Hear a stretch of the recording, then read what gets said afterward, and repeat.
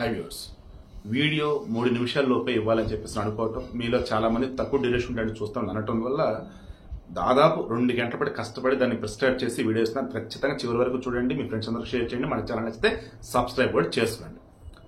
మెయిన్గా నాటి జిన్నానే నేటి మమతగా పుట్టిందా, భారత్కు పొంచుకున్న పెను ప్రమాదం అని చెప్పేసి ఎలా పెట్టగలిగాను. మహమ్మద్ అలీ జిన్నా వాడసలు నరరూప రాక్షసుడు. అధికారం కోసం ఎంత దూరమైన వెళ్లేవాడు. వాడి అధికార పిచ్చి కోసం కొన్ని లక్షల మంది ముస్లింలు బలిపశువులు చేశాడు. కోట్ల మంది హిందువులకి నరకం చూపాడు. నా మాటకి నేను కట్టుబడి ఉంటా. Direct action day 1946 August 16, 1946 August 16న ఏం చేశాడు వెస్ట్ బెంగాల్, మరి కలకత్తాలో ఘోర నరమేధం. అసలు హిందువుల మీద దాడులు, హిందూ దేవుల మీద దాడులు, షాపులు ధ్వంసం, ఘోరం అన్నమాట. ఆ గాంధీ, నెహ్రూ, పటేల్ చూస్తూ ఉండిపోయారు. నా మాట కట్టుబడి ఉంటాను.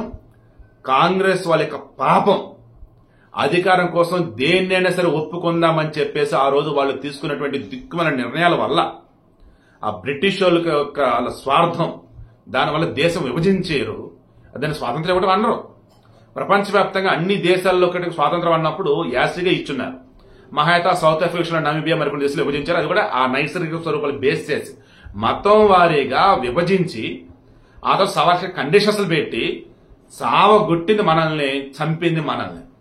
ఆనాడు జిన్నానే ఇదిగో ఈ రోజు మమతగా. జిన్నా చనిపోయింది 1948, మమతా బెనర్జీ పుట్టింది 1955. ఈ రోజు వక్ఫ్ సవరణ బిల్లుకు వ్యతిరేకమని అంటూ, మా రాష్ట్రం అమలు చేయమని అంటూ ఎవరైతే ముస్లింలు ఉన్నారో నిరసనలు తెలియజేస్తుంటే, మీరు నా మీద కాదు కేంద్ర నిరసనలు చేయండి అంటే, వాళ్ళు ఏకంగా హిందువుల మీద దాడులు చేశారు. ఏకంగా ముర్షిదాబాద్ జిల్లాలో 3 హిందువులు చంపారు. కొన్ని వందల మంది హిందువుల మీద దాడులు చేశారు. ఎంత దారుణంగా ఈరోజు సిచ్యువేషన్ ఉందంటే, ఏ మాత్రం రాష్ట్రపతి పాలన పెట్టినా జాంబీలాగా అక్కడ ఉన్నటువంటి వాళ్ళు తిరగబడేలా ఉన్నారు మన దేశం మీద. దీనికి తోడు బంగ్లాదేశ్ నుంచి వచ్చిన వాళ్ళు, రోహింగ్యాలు, వాళ్ళు కుప్పల లక్షల కాదు కోట్లలో అక్కడ ఉన్నారు. వారందరూ కూడా ఇప్పుడు మమతా బెనర్జీ ఒక ప్రైవేట్ సైన్యం, ఒక కాలకేలు సైన్యం. అందుకని ఎమర్జెన్సీ పెట్టడం లేదు. అందుకే మొత్తం నిశ్చితంగా పరిశీలిస్తున్నారు. ఇంటెలిజెన్స్ వాళ్ళు మొత్తం నిఘా పెట్టున్నాడు. ఆ తెహూర్ రానా అనేవాడు ముంబై పేలుడికి సంబంధించిన టెర్రరిస్ట్ ఆల్రెడీ జైల్లో ఉన్నాడు. ఇన్వెస్టిగేషన్ నడుస్తుంది.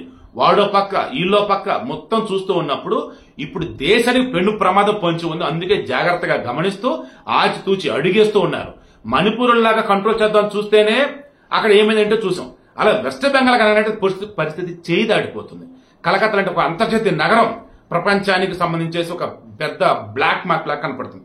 అవేమి ఉండకూడదని చెప్పేసి ఇదిగో ఈ రోజు ఆచితూచి అడిగేస్తున్నారు, జారుతున్నారు. బట్ మమతా బెనర్జీ మాత్రం నో డౌట్ ఆడలోకి ఉన్నటువంటి జిన్నానే.